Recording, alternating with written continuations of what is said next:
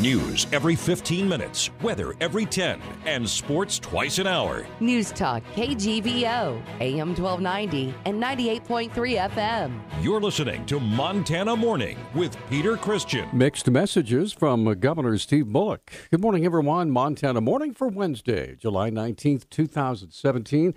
Smoky day this morning because of smoke from the Lowlow Peak fire not far from Missoula. We'll get to that story in a moment. Right now, it's partly cloudy. Actually, it's mostly clear, and we have 63 degrees in Missoula. And this newscast this morning is sponsored by Dig It Excavating, bringing 30 years of excavation excellence to every job. Call 214-4292. One of our top stories this morning, Montana Governor Steve Bullock is downplaying his national political ambitions, even as he sets up a committee that would pay for his travel to political events across the country. During a meeting with reporters in the Montana Capitol office yesterday, Bullock said he's seeking to add his voice to the national conversation on health care, public lands, and a host of other issues. But he says any speculation about a presidential bid or even a run for the U.S. Senate in 2020 is, quote, premature, end quote. He filed registration papers with the Federal Election Commission yesterday for a political action committee called Big Sky Values. Bullock says it will help raise money to fund non-official trips. Bullock is among many Democrats testing potential presidential runs. Of course, we talked about that on Talkback yesterday. MTN News is reporting that a lightning-sparked wildfire burning southwest of Missoula has grown. The Lowlow Peak fire is now nearly 70 acres in size.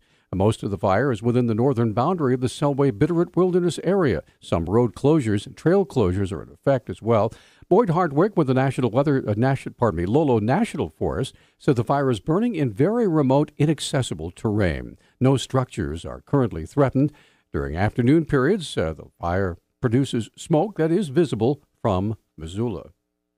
2 people were killed Sunday in western Montana car accidents, and according to the Montana Highway Patrol, neither were wearing seatbelts. One was an 8-year-old girl from Lowlow, the other a 43-year-old woman from Oregon.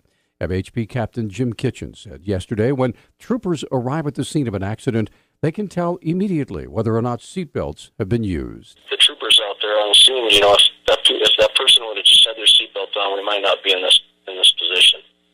And socially, even in the community, it has a big devastating effect. You look at that child that was just killed.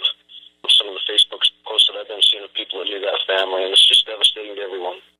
Kitchen also put to rest the idea that a slow speed accident is not that dangerous during in-town driving, as an excuse for not using a seatbelt for a trip to the store. You get in a head-on collision at 35 miles an hour, it's a 70-mile crash, and the change of velocity in a crash like that can kill you or seriously injure you, and that seatbelt and airbag and everything is in place there to protect you from serious injuries. And we see that a lot. We see people get hit with airbags because they don't have a seatbelt on, or they go through the windshield, or they go out the side door. Safe Kids Missoula also reminds parents that the proper child safety seat changes as children grow older, and to call 926-2522 for more information, or visit the Safe Kids Missoula website. There's a link on the story on our website at newstalkkgvo.com.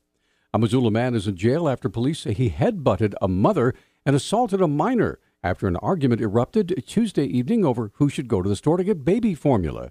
Police Public Information Officer Travis Welsh said the incident occurred about 6:30 p.m. in the 3000 block of Tina Avenue. She said that her domestic partner, who actually does not live with her, was at her residence, and they had begun arguing that ultimately resulted in the male suspect headbutting the victim across the bridge of the nose, which caused pain and a bloody nose, according to the victim. The attack that led to the bloody nose led to a misdemeanor partner or family member assault charge for 33-year-old Ryan Glessner, but things did not end there. Returned about 2 hours later, and the argument began again. At one point, the second time, the suspect grabbed an 11-year-old child that was in the home, who was actually holding a 2-month-old infant, and physically put her on a couch and held her there. To quote from the report, he actually pinned her to the couch while she was holding the infant. The attack on the 11-year-old resulted in a felony charge for assaulting a minor for Glessner.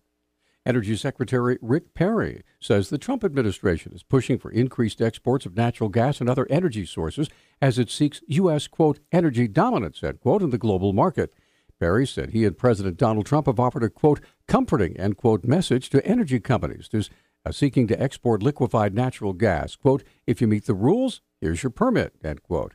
Perry also touted increased U.S. oil and coal exports to boost energy production and jobs.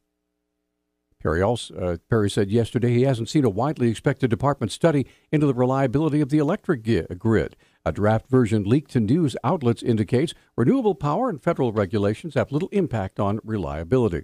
Perry said he's among those, quote, breathlessly waiting to get my hands on it, end quote. Officials are asking the public to keep an eye out for suspicious behavior after a series of fires around the CSKT reservation. Fire Information Officer C.T. Camel explains. We had some suspicious starts, last week throughout the reservation. No really big trend of where or why, but they are suspicious, suspected arson, and we're looking into it right now. And we have investigators on it, and we just would like the public to help out. If they see anything suspicious, just to report it, WeTip.com, or there's a 1-800-47-ARSON number you can call. Camel said there have been about 6 fire starts over the past week that were suspicious, one of which near a turnout by the Bison Range. The most recent fire starts were on Monday in the Twin Lakes area. Camel says the cause of the fires is still under investigation, but they know it was not caused by lightning. The annual process of chip sealing Missoula streets continues as the city's street maintenance department works to provide a more durable, comfortable service for the thousands of vehicles that travel daily. Superintendent Brian Hensel explains the chip seal process. We lay down a hot asphalt emulsion with a distributor tanker truck, and then we follow up close behind it with what's called a chip seal spreader, which puts down either 3/8-inch aggregate or half-inch aggregate, and it provides a seal coat on the road and also a friction course. It helps prevent deterioration of the asphalt from UV, from water, and provides good traction in the winter. It's probably one of the best maintenance techniques that you can do on asphalt. Hensel has a special request for motorcyclists and bicyclists as they ride over the freshly treated streets. Motorcyclists, bicyclists, please use extreme caution if you have to drive on a freshly chip-sealed street. The loose gravel can be a hazard. We will have loose gravel signs posted, but please execute some extra caution. And then also I'd ask anybody in vehicles or motorcycles, please do not peel out in the chip seal. It causes a spot where the chips are peeled out in the oil, and then all that does is make it an easy place for a pothole to start. Hensel said chip sealing will continue today on 55th Street, and once that's finished, crews will begin working on Sussex between Higgins and Arthur. Get more details on our website at newstalkkgvo.com. And finally, the Montana-based Washington Companies has an agreement to buy a Canadian diamond mining company for $1.2 billion. Shareholders of Dominion Diamond Corporation and Canadian investment regulators must approve the deal, which offered shareholders $14.25 cash per share. The company's board of directors unanimously supports the sale. Washington Company's president Lauren Simpkins says Dominion Mines owns, quote, Canada Mark trademark and assurance the diamonds are responsibly mined and unaltered by heat treating or cavity filling. Our News Talk time now, 6:13. News Talk, KGVO. Missoula's official weather station. Ample sunshine today with our high temperatures in the low 90s. Tonight, lows will drop into the mid-50s. Hot and dry conditions expected again on Thursday, but we will see increasing winds with wind gusts up to 30 miles per hour. I'm meteorologist Brooke Foster for KECI 13.